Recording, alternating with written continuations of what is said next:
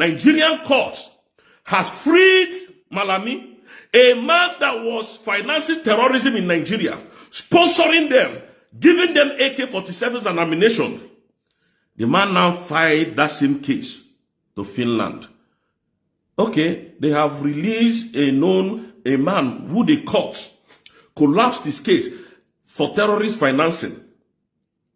For terrorist financing. And Nnamdi Kanu can never be in prison. Simonekpa can never be in prison.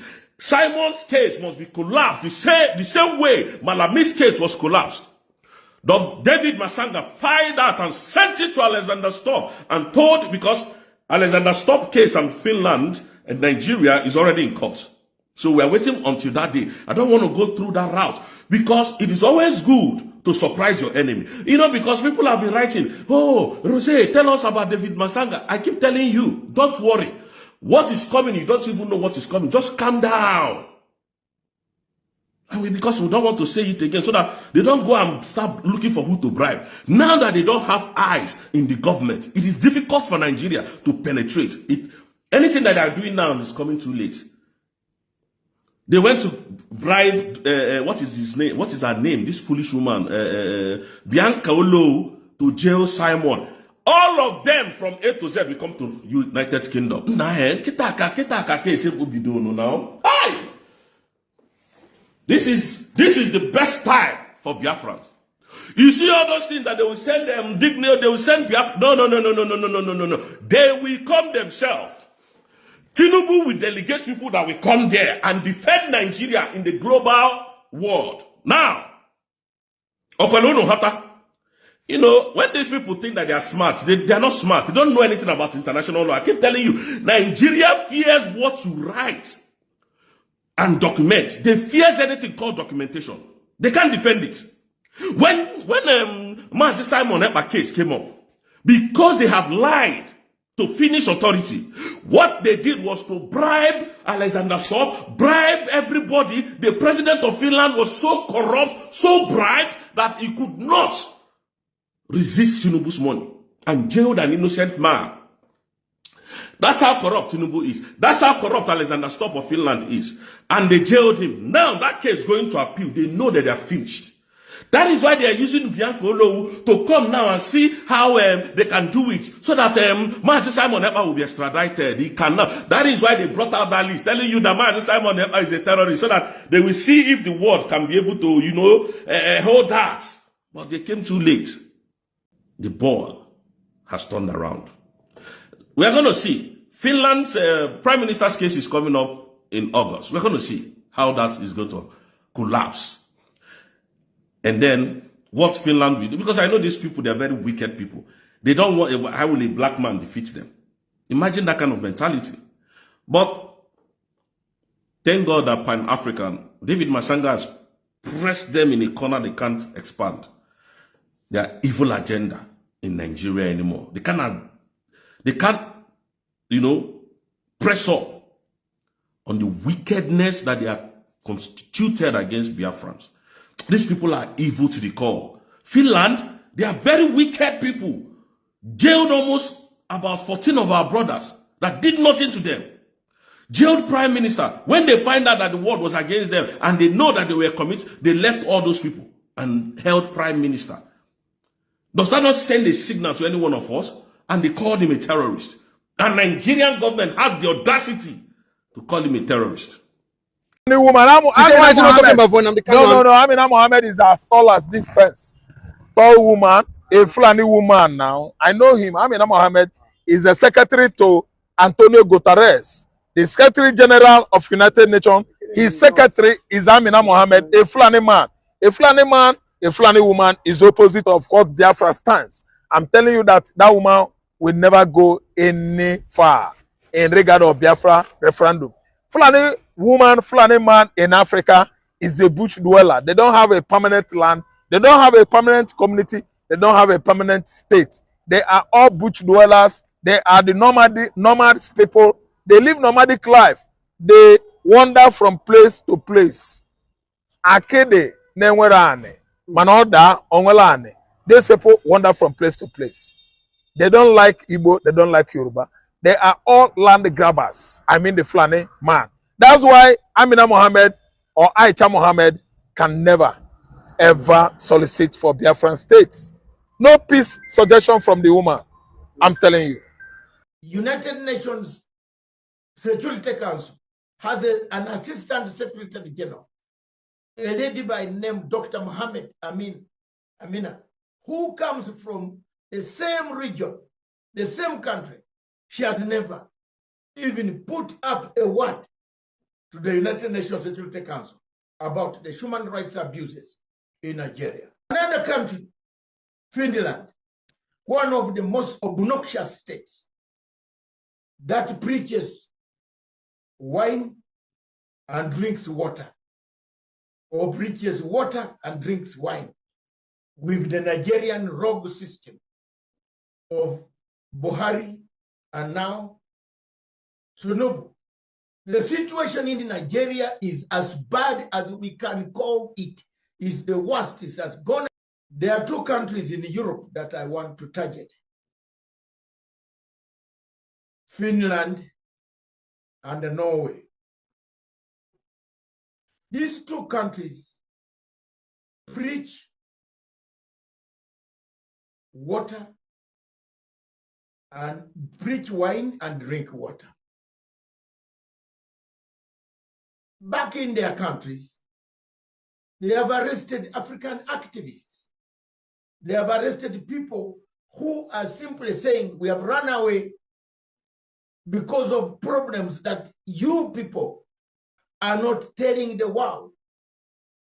The European Court of Justice of Human Rights and the European Court of Justice have articles that govern European Union countries or European countries that are on planet Earth.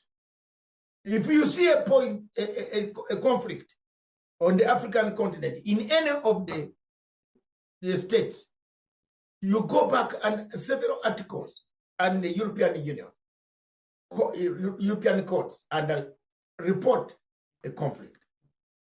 His agitation for a separate state called Biafra. Here's how he responded. I wrote an article, I remember at the time, during the war, and I said, Biafra cannot be defeated.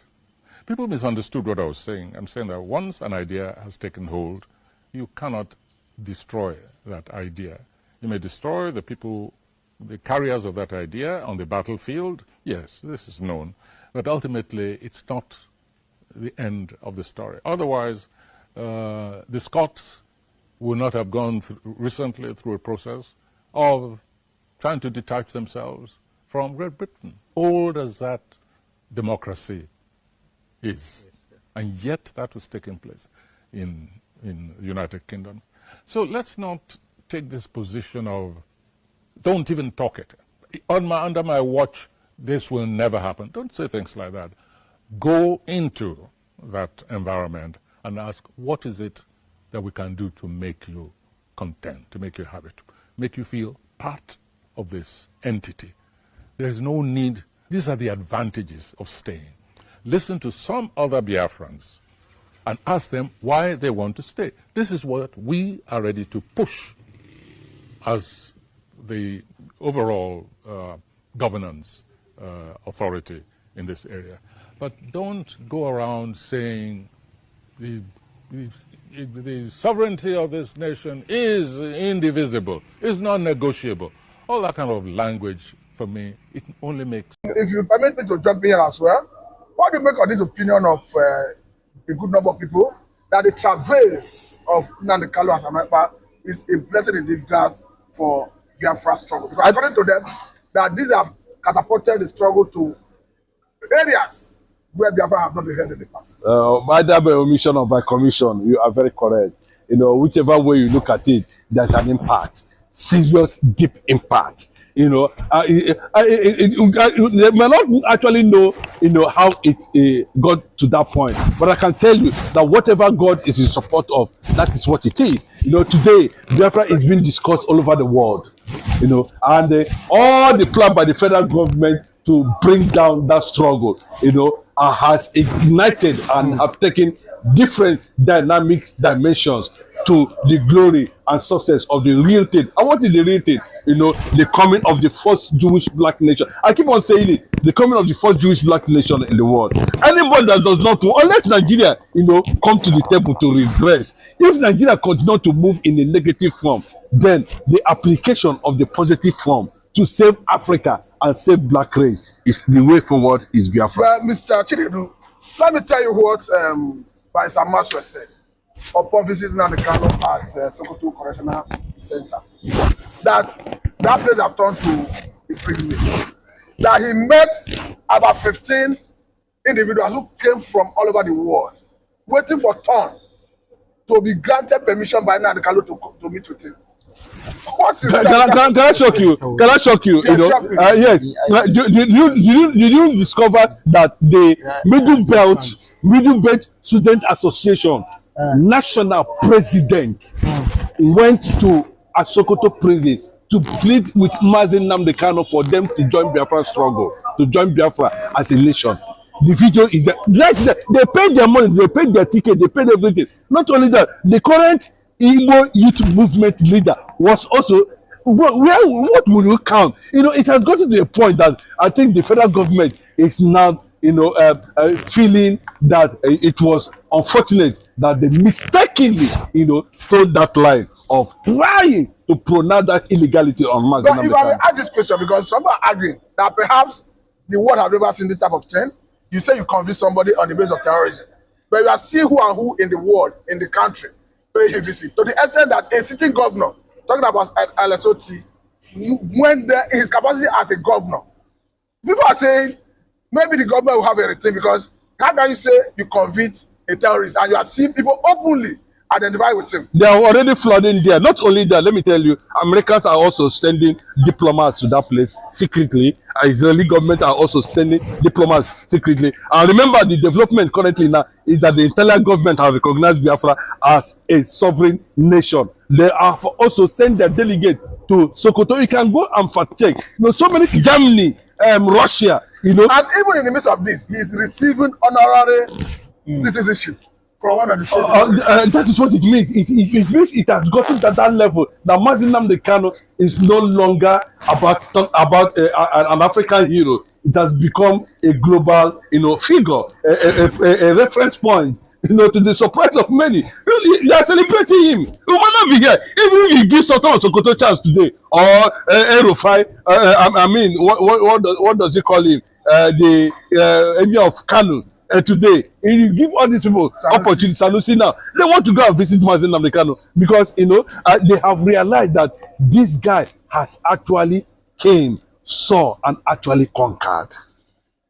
The only thing the whole world is waiting is for any part of the world now to recognize Biafra as a nation. But that is all. permit me to digress a little bit. This one has to do with Igbo as a people, talking about their apprenticeship.